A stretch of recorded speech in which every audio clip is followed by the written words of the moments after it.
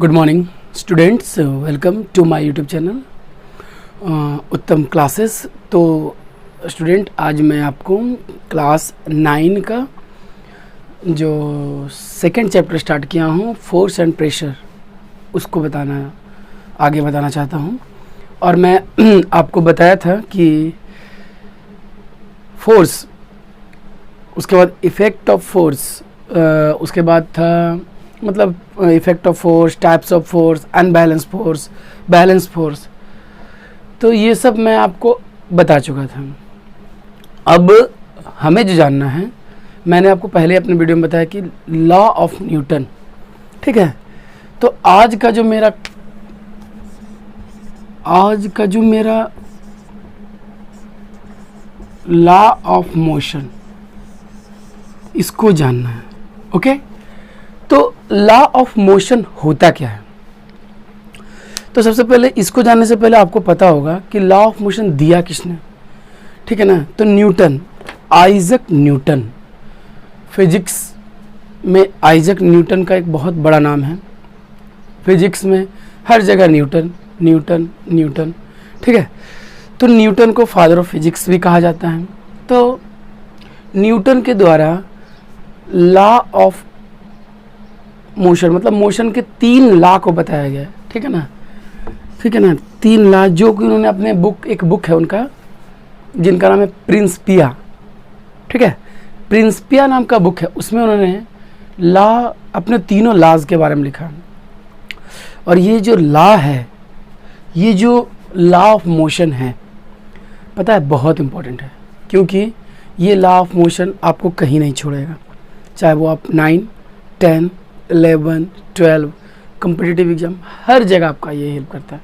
और ये आपको एक तरह से अंदर से कॉन्फिडेंट इसलिए देता है, क्योंकि हर कोई जो भी आपसे ऊपर के क्लास के हैं, तो वो अगर आपको ट्रीट भी करते हैं तो बोलेंगे ठीक है, फर्स्ट लॉ बता, सेकेंड लॉ बता, न्यूटन का फर्स्ट लॉ बता, न्यूटन का। तो ये बहुत इंपॉर्टेंट है।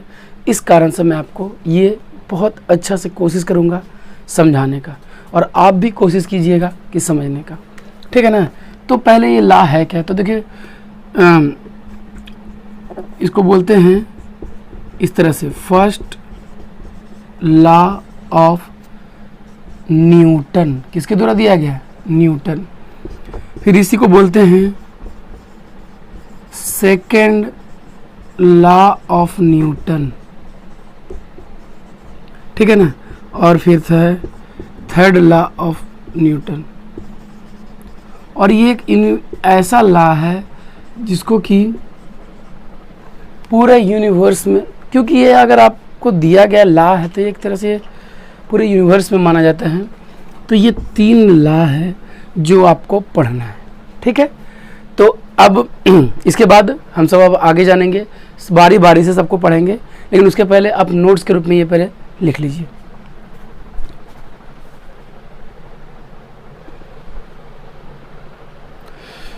ओके, देखिए मैंने यहाँ न्यूटन फर्स्ट लॉ आपको लिखा है, आप ध्यान से देख लीजिए इसको। न्यूटन फर्स्ट लॉ क्या होता है, ठीक है, तब आपको बेहतर तरह से समझ में आएगा। ये देखिए फर्स्ट लॉ लिखा हुआ है, आप इसको कॉपी पर जरूर लिख लीजिएगा। ए बॉडी एट रेस्ट, एक बॉडी है जो कि रेस्ट में है, will be remain at rest. यहाँ तक पहले सोच लीजिए। एक बॉडी है, फिजिक्स की भाषा में बॉडी मतलब मोशन, ऑब्जेक्ट, ओके। तो कोई ऑब्जेक्ट है जो कि रेस्ट में है, will be remain at rest, वो रेस्ट में रहेगा। एंड ए बॉडी, अब इसके बाद a body in motion will continue in motion, motion में कंटिन्यू रहेगा, ठीक है ना। अगर बॉडी रेस्ट है तो रेस्ट में ही रहेगा, और अगर मोशन में है तो मोशन में ही रहेगा। कब तक? Unless it will be compelled by external force, जब तक कि उस पर कोई एक्सटर्नल फोर्स ना लगाया जाए, ठीक है। अब आपको समझ में आया होगा, ये है न्यूटन का first law of Newton. A body at rest will be remain at rest and a body in motion will continue in motion, it is unless it is compelled bye, जब तक कि इस पर कोई बाहरी बल न लगे। जैसे सिंपल सा बात है, ये एक ऑब्जेक्ट, एक मार्कर है, अगर इस मार्कर को आप टेबल पर रख दीजिए, तो रेस्ट है, तो ये रेस्ट में ही रहेगा। जब तक, कब तक ये रेस्ट में रहेगा? जब तक कि इस पर हम अपना एक्सटर्नल फोर्स चाहे तो इसको कुछ भी करें, पुश करें या पुल करें, कुछ करें, तब तक ये वहीं का वहीं रहेगा। और ये न्यूटन का फर्स्ट लॉ है। और अगर वो मोशन में ही है तो वो मोशन में ही रहेगा। कब तक? जब तक कि उसको रोकने के लिए कोई एक्सटर्नल फोर्स ना लगाया जाए। यही है न्यूटन का फर्स्ट लॉ। अब आप बोलो कि सर बॉल को अगर हम मोशन में डाल देते हैं तो वो मोशन में नहीं रहता है, वो कुछ देर के बाद रुक जाता है। ट्रू, सही है, लेकिन आपको पता है कि जब बॉल ग्राउंड में होता है मोशन में तो उसको फ्रिक्शनल फोर्स रोकता है। कोई भी तरह का फोर्स रोक सकता है, एयर रेसिस्टेंस रोकता है, मतलब कोई भी एक्सटर्नल फोर्स अगर रोक दे तो मेरा समझ में आया आप लोगों को फर्स्ट लॉ कहता है कि अगर एक बॉडी रेस्ट में है तो वो रेस्ट में रहेगा और मोशन में है तो वो मोशन में रहेगा। कब तक? जब तक कि उस पर कोई एक्सटर्नल फोर्स ना लगे। तो इसको आप लिख लीजिएगा, ये फर्स्ट लॉ है। ओके, अब आप पहले इसको देख लीजिए, उसके बाद मैं बताता हूँ। तो ये आपको समझ में आ गया, first law of motion. Okay, अब एक चीज़ और है, ये जो फर्स्ट लॉ है इससे हमें मतलब कोई बॉडी रेस्ट में है तो रेस्ट में क्यों रहना चाहता है, ठीक है, और अगर मोशन में तो मोशन में क्यों रहना चाहता है? क्योंकि उस बॉडी के पास एक प्रॉपर्टी होता है, ठीक है ना, और उस प्रॉपर्टी को बोलते हैं इनर्शिया, ठीक है ना, इनर्शिया। एक मिनट, इनर्शिया आई, इनर्शिया बोलते हैं। मतलब बॉडी फर्स्ट न्यूटन के फर्स्ट लॉ से एक टर्म निकलता है जिसको बोलते हैं इनर्शिया। ये जो इनर्शिया होता है ये क्या होता है? तो it is the property of an object, ठीक है ना, ये ऑब्जेक्ट का क्या है? प्रॉपर्टी है, ठीक है ना। It is the property of object that resist, जो रेसिस्ट करता है ऑब्जेक्ट को उसके से मतलब मोशन में चेंज होने के लिए। मतलब कोई बॉडी अगर स्थिर है तो ये अगर स्थिर है रेस्ट में तो इसका इनर्शिया है, और ये इनर्शिया इसको क्या करता है? रोकता है। इनर्शिया को आपको देखना है तो बहुत सा आप एक्सपेरिमेंट कर सकते हैं, ठीक है ना। आप अपने 8 क्लास में ग्लास वाला एक्सपेरिमेंट किए होंगे। एक ग्लास को रख दीजिए और उस पर एक पेज रख दीजिए, कार्ड, और उस पर एक 5 का कॉइन, 10 का कॉइन, और जब उसको मारिएगा ना तो वो जो सिक्का है नीचे गिर जाता है। तो ये सिक्का नीचे गिरना क्या बताता है? कि उस सिक्के में इनर्शिया है। मैं बार बोल रहा हूँ, इनर्शिया होता क्या है? तो inertia is the property of object that resist, ठीक है ना, that resist it to be motive बोल सकते हैं, ठीक है ना। स्टेट ऑफ मतलब रेस्ट का जो स्टेट है वो चेंज करने में। तो फर्स्ट लॉ आपको समझ में आ गया, इनर्शिया समझ में आ गया। अब आपको इसका एग्जाम्पल मैं बताऊंगा। तो देखिए फर्स्ट लॉ का एग्जाम्पल क्या है? फर्स्ट लॉ आप ये एकदम याद रख लीजिएगा। फर्स्ट लॉ का एग्जाम्पल जैसे सिंपल सा बात है, इनर्शिया के बारे में हम पहले बात कर रहे थे ना, तो पहले इनर्शिया के बारे में बात कर लेते हैं। कोई भी चीज़ जिसमें ज़्यादा मास होता है, इट मीन्स इनर्शिया किसका ज़्यादा होगा? जिसका मास ज़्यादा होगा, ठीक है। जैसे आप क्रिकेट खेलते हो तो क्रिकेट में दो तरह, क्रिकेट में बहुत सा बॉल होता है, रबर बॉल होता है, ड्यूज बॉल होता है, ठीक है ना। तो ड्यूज बॉल जो होता है वो मास ज़्यादा होता है उसमें, तो उसमें इनर्शिया ज़्यादा होगा। और टेनिस बॉल या रबर बॉल होता है तो उसमें मास कम होता है, तो उसमें इनर्शिया कम होगा, ठीक है ना। तो रेस्ट होने का कैपेसिटी ड्यूज बॉल में कम होगा, सॉरी ज़्यादा होगा, और जो टेनिस बॉल है उसमें कम होगा क्योंकि मास से। तो मास पे डिपेंड करता है इनर्शिया, ठीक है ना। इनर्शिया मास पे डिपेंड करता है, याद रखिएगा। चलिए अब हम कुछ एग्जांपल लेके चलते हैं न्यूटन फर्स्ट लॉ का। तो न्यूटन फर्स्ट लॉ का अगर पहला एग्जांपल हम लेके चलते हैं तो आप बस पर बैठते हो, ओके।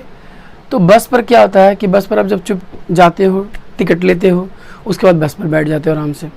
तो बस जब रुका हुआ रहता है तो आप भी हो, तो बस भी स्थिर, रेस्ट, आप भी रेस्ट। अब जैसे ही बस स्टार्ट होता है, ठीक है ना, तो आप तो रेस्ट में रहना चाहते हो, बट बस स्टार्ट हो जाता है, तो जिसके कारण आप पीछे की ओर चले जाते हो, है ना। आप पीछे की ओर, जिसको बोलते हैं ना बैकवर्ड, पीछे की ओर आप झुक जाते हो। क्यों? न्यूटन फर्स्ट लॉ के लिए। क्योंकि न्यूटन का फर्स्ट लॉ क्या कहता है कि जो अब हम रेस्ट में रहना चाहते हैं, हमारा बॉडी रेस्ट में है, बस भी रेस्ट में है, दोनों रेस्ट में।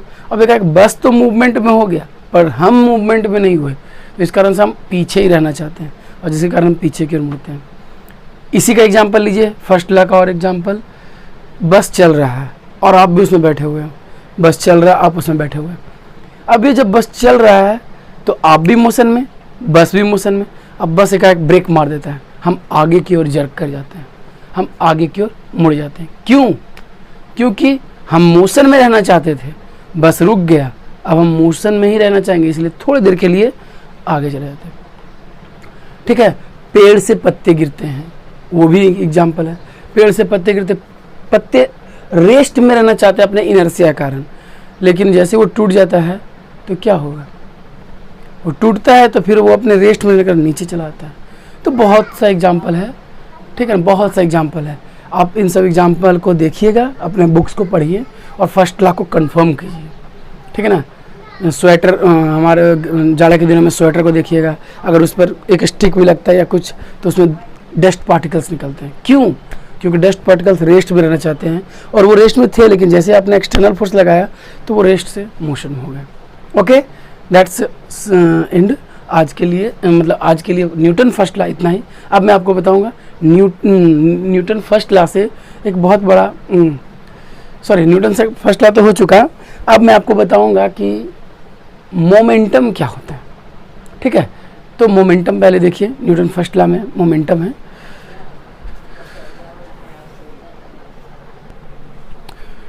ओके, तो ये है मोमेंटम। देखिए फर्स्ट लॉ मैंने आपको बता दिया, अब मैं आपको बताऊंगा कि मोमेंटम क्या होता है।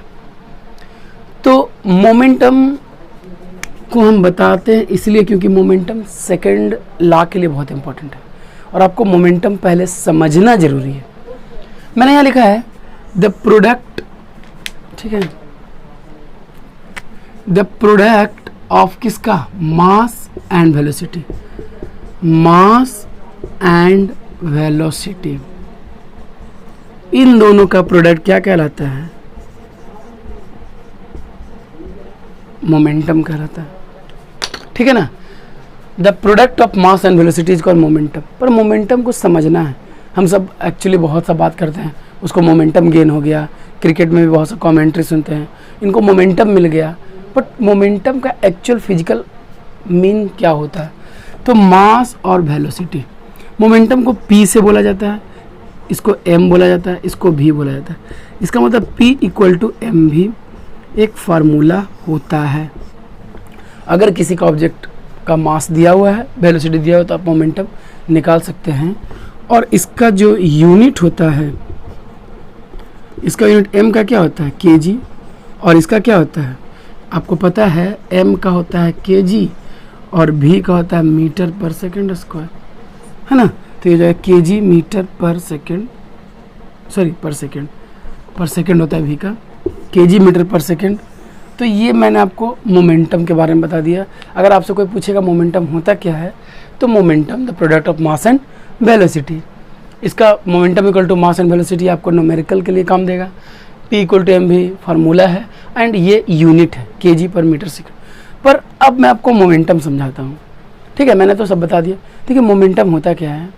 अगर सिंपल सा बात है, कोई बॉलर है, बॉलिंग कर रहा है, बॉलर बॉलिंग करता है, तो जब बॉलर बॉलिंग करता है एक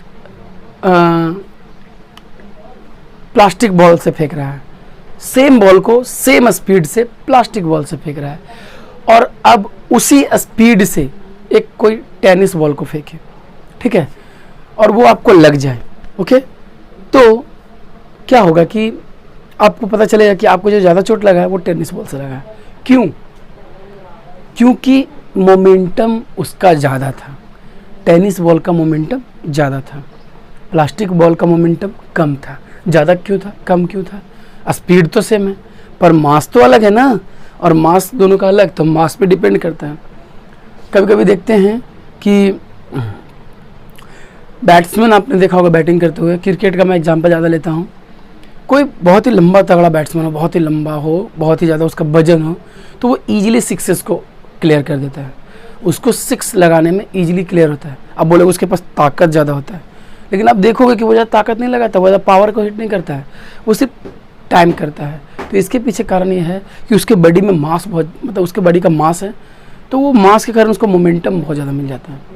ठीक है, बहुत सारी चीज़ देखिएगा, जैसे सिंपल सा बात, कोई भारी बॉल से आपको फेंक कर मारा जाए और कोई हल्का बॉल से मारा जाए तो भारी बॉल से ज़्यादा लगेगा।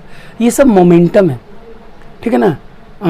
बस और कार, इसका एग्जांपल लेते हैं, बहुत अच्छा एग्जांपल आपको दे रहा हूँ। बस, तो बस का एग्जांपल मैं आपको दूंगा तो क्या होता है कि बस 20 की स्पीड से चल रहा है, ओके, कार 20 की स्पीड से चल रहा है, दोनों 20 मीटर पर सेकंड की स्पीड से चल रहा है। लेकिन बस का वजन बहुत ज़्यादा होता है, मास। अगर वो किसी को हिट करता है, अगर वो किसी पेड़ में जाकर टकरा जाए, देखिएगा पेड़ एकदम बर्बाद हो जाएगा। लेकिन अगर कार 20 मीटर पर सेकंड की स्पीड से जाकर टकराता है तो उतना डैमेज नहीं होगा पेड़ को। क्यों? क्योंकि कार के पास मास नहीं था उतना जितना बस के पास है, और जिसके कारण मोमेंटम कार का कम है और मोमेंटम बस का ज़्यादा है। तो ये है मोमेंटम, ठीक है। मोमेंटम आप बहुत अच्छा से समझ सकते हो। सिंपल, जो चीज़ भारी है, ठीक है, तो उसका मोमेंटम और वेलोसिटी पे भी डिपेंड करता है, ठीक है ना। कोई भारी चीज़ है आप स्लो फेंकिएगा, और कोई हल्का ही चीज़ है तेज फेंकिएगा। तो तेज जो फेंक रहे हैं उसमें मोमेंटम है, क्योंकि वेलोसिटी का हुई, तो वेलोसिटी एंड मास पर डिपेंड करता है मोमेंटम, ठीक है। और अगर कोई बॉडी रेस्ट में है, अगर कोई बॉडी ऐसे ही बॉल रखा हुआ, तो उसमें मोमेंटम है ही नहीं, क्योंकि उसमें मास तो है पर भी नहीं है, तो मोमेंटम उसमें नहीं होगा, ठीक है। तो ये आपका हो गया मोमेंटम के बारे में। और मैंने मोमेंटम के बारे में इसलिए बताया क्योंकि जब न्यूटन सेकंड लॉ आएगा तो आपको मोमेंटम को समझना पड़ेगा, तो इसलिए मैंने मोमेंटम को पहले बताया। अब मैं आपको बताऊंगा न्यूटन सेकंड लॉ।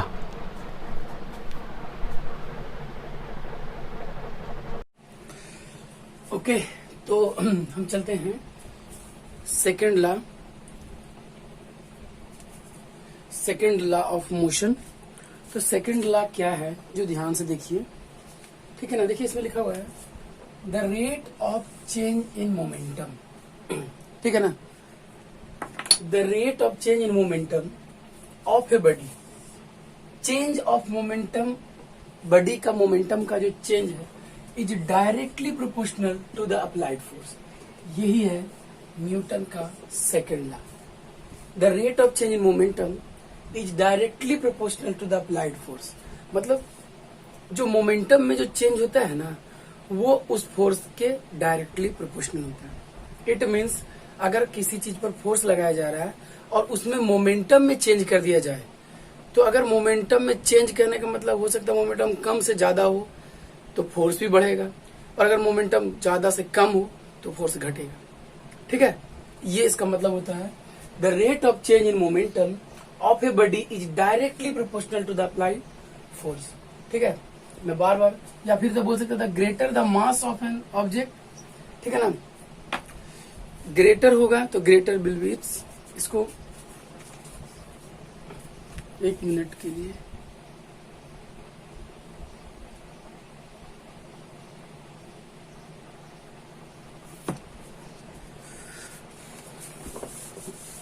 तो और में छोड़िए, सिंपल है ये, बहुत ही अच्छा है।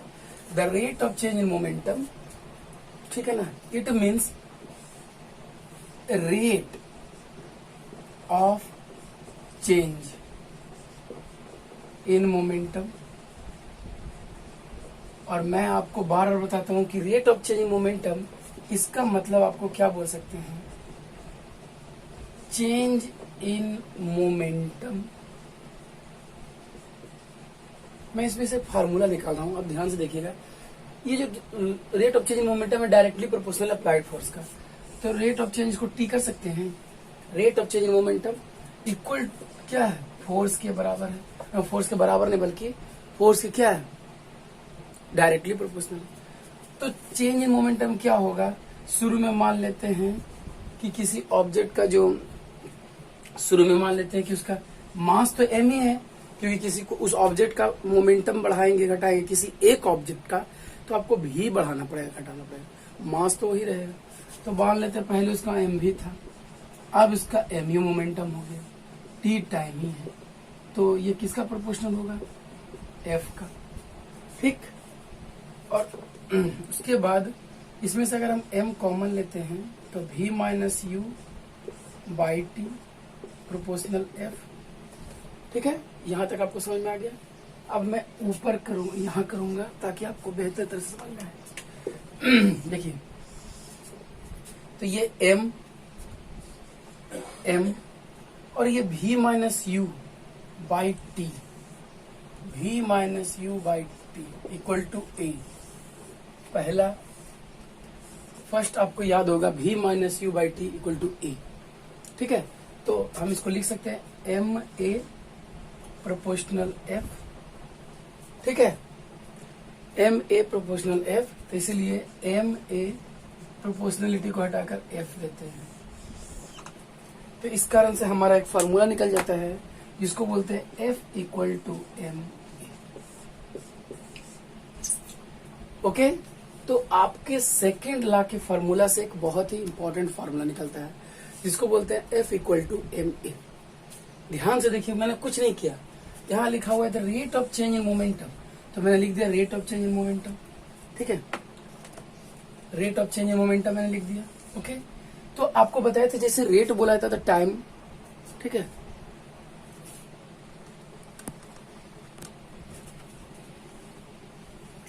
तो टाइम बोला जाता है, तो rate of change in momentum, तो rate change in momentum by time, और क्या बोला गया, डायरेक्टली प्रोपोर्शनल था अप्लाइड फोर्स का, तो डायरेक्टली प्रोपोर्शनल अप्लाइड फोर्स का। अब चेंज इन मोमेंटम, तो पहले मान लेते हैं mv था, अब mu हो गया, change in momentum by t और प्रोपोर्शनल f। m को कॉमन लिए यहाँ पर v माइनस यू, और v minus u equal to क्या होता है, यहाँ पर फिर मैं देखिए लिखता हूँ, यहाँ पर मैं आपको लिख देता हूँ v minus u by t equal to a। First chapter में हमने पढ़ा था, ये पुट कर दिए यहाँ पर। इस प्रोपोर्शनलिटी को हटाकर एक आपको बताया गया था कि कोई भी कांस्टेंट देते हैं, वो कांस्टेंट का वैल्यू इक्वल होता है, इसका इक्वल टू m। यहाँ पर ये फॉर्मूला जहाँ f जो है फोर्स है, m जो है मास है, और a जो है एक्सेलरेशन। इसका मतलब किसी भी ऑब्जेक्ट का अगर आपको फोर्स बढ़ाना है तो उसमें मास ज़्यादा दीजिए और एक्सेलरेशन दीजिए।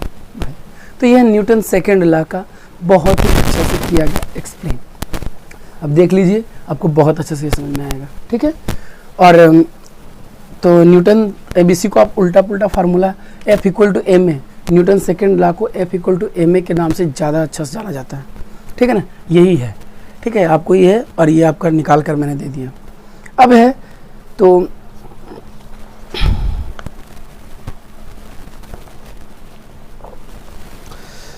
अब है कि तो ये F equal to m a आपको समझ में आ गया। ये न्यूटन सेकेंड लॉ, और न्यूटन सेकेंड लॉ में अब जानना है कि पहले इसको आप देख लीजिए अपना। ओके, तो ये आपका हो गया। अब ये न्यूटन का सेकेंड लॉ मैंने आपको बता दिया, और थर्ड लॉ अब अपने नेक्स्ट वीडियो में बताऊंगा, क्योंकि थर्ड लॉ बहुत ही बड़ा नहीं है, लेकिन और भी तो है। देखिए, F equal to m a के बारे में कुछ बातें और बता देता हूँ आपको। अब कहेगा Newton first, Newton second law आपको क्या क्या चीज़ बताता है। तो न्यूटन सेकेंड लॉ आपको क्या बताता है, m और a का रिलेशन, मास एंड एक्सेलरेशन का रिलेशन। न्यूटन क्या बताता है कि आपको फोर्स निकालना है तो m और a चाहिए, रिलेशन बताता है। बहुत सा चीज़ न्यूटन सेकेंड लॉ बताता है। आपको फोर्स निकालना है तो आपको मास और एक्सेलरेशन चाहिए, ये न्यूटन का सेकेंड लॉ बताता है। और रिलेशनशिप देता है, मतलब बहुत सा है जो कि इससे आप न्यूमेरिकल सोल्व कर सकते हैं। अब देखिए, अगर आपको F, ठीक है ना, इसे क्वेश्चन पूछता कि वन न्यूटन फोर्स किसे बोलेंगे, किसके मतलब किसके रिस्पेक्ट में, एक्सेलरेशन के रिस्पेक्ट में। तो देखिए, यहाँ पर मैं आपको बताता हूँ ना, बार बार यूनिट पूछता है, सबको 1 पुट कर देंगे। वन न्यूटन फोर्स किसको बोलेंगे, जब 1 kg ऑब्जेक्ट पर 1 मीटर स्क्वायर का एक्सेलरेशन लगे। ठीक है ना, तो बोल सकते हैं कि A Newton is that the force which when acting on a body of mass 1 kg, ठीक है ना, प्रोड्यूस एन एक्सेलरेशन 1। मतलब सिंपल सा बात है, एक को पुट कर दीजिए। 1 kg ऑब्जेक्ट पर, 1 kg के मास वाले ऑब्जेक्ट पर 1 मीटर स्क्वायर का जो क्या उसको बोलते हैं एक्सेलरेशन लगेगा, 1 न्यूटन फोर्स कहलाएगा। अब न्यूटन सेकंड लॉ का एग्जाम्पल क्या है, तो न्यूटन से कहाँ यूज होता है हमारे डेली लाइफ में। तो क्रिकेट सब खेलते हैं, जब बॉल को कैच करते हैं तो देखिएगा ऑटोमेटिकली जैसे ही बॉल कैच करेंगे पीछे की ओर हम खींचते हैं बॉल को, ठीक है ना। जैसे ही कैच आता है तो ऐसे करते हैं, पीछे की ओर खींच लेते हैं, या फिर ऐसे करके पीछे की ओर खींच, ठीक है ना। तो इससे क्या होता है कि यहाँ पर शुरू में मोमेंट, पहले भी यहाँ था, फिर भी को थोड़ा कम कर देते हैं। तो इससे क्या होता है, एम तो हमारा वही रहता है, लेकिन उसका मोमेंट, उसका जो भी होता है कम जाता है, और भी कमने के कारण मोमेंटम कम जाता है, और मोमेंटम कमने के कारण हमारे हाथों पर फोर्स कम लगता है, ठीक है ना। आप स्टिक से स्कूल में स्टूडेंट्स पीटते ही, टीचर पीटते थे या पीटते होंगे, तो वैसे में अगर टीचर जोर से मारते तो हम हाथ को थोड़ा खींचते हैं। तो हाथ को खींचते हैं तो पहले स्टिक का जो वेलोसिटी यहाँ था, अब स्टिक का वेलोसिटी थोड़ा सा नीचे चला जाता है, जिसके कारण मोमेंटम में चेंज आता है, और हमारे हाथों पर जो स्टिक का फोर्स है कम लगता है। तो ये सब कुछ एग्जाम्पल हैं, ठीक है ना, जो कि हमारे डेली लाइफ में होता है।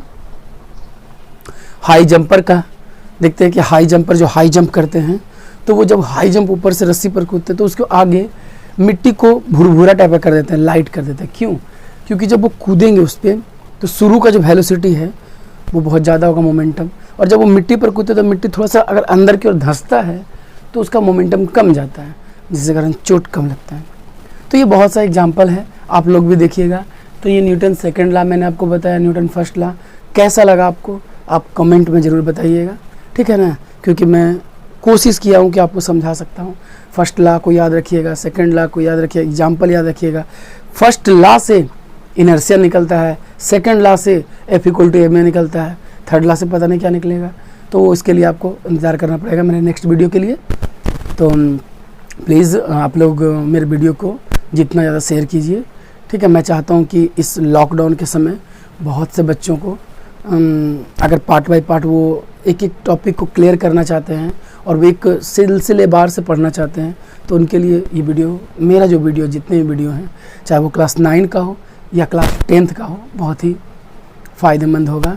प्लीज़ आप लोग लाइक ज़रूर कीजिए और वीडियो को देखकर नोट्स कंप्लीट कीजिए, आपके लिए अच्छा होगा। एंड लास्ट, अगर दोस्तों में शेयर कर सकते हैं तो शेयर भी कीजिए, ठीक है ना, क्योंकि जितना आप लोग शेयर कीजिएगा, सब्सक्रिप्शन आएगा, लाइक्स आएंगे, मैं मोटिवेट होऊंगा और ज़्यादा अच्छा टॉपिक पर आपको पूरा सिलेबस में कंप्लीट कर दूंगा। इस कारण से आप सब्सक्राइब कीजिए, लाइक कीजिए एंड पढ़िए, ठीक है ना। और जो भी प्रॉब्लम हो आप कमेंट में लिखिए, सर इस टॉपिक का बनाना है। मैं 9th का हर टॉपिक का आपको स्पेशल वीडियो भी दे सकता हूँ बनाकर, इट मीन्स मैं उसका एक अलग से वीडियो बनाकर आपको यूट्यूब पर दे दूँगा, ठीक है ना, जिससे कि आपको उस पॉइंट को लेकर अच्छे तरह समझ में आए। तो आज के लिए thanks and have a nice day.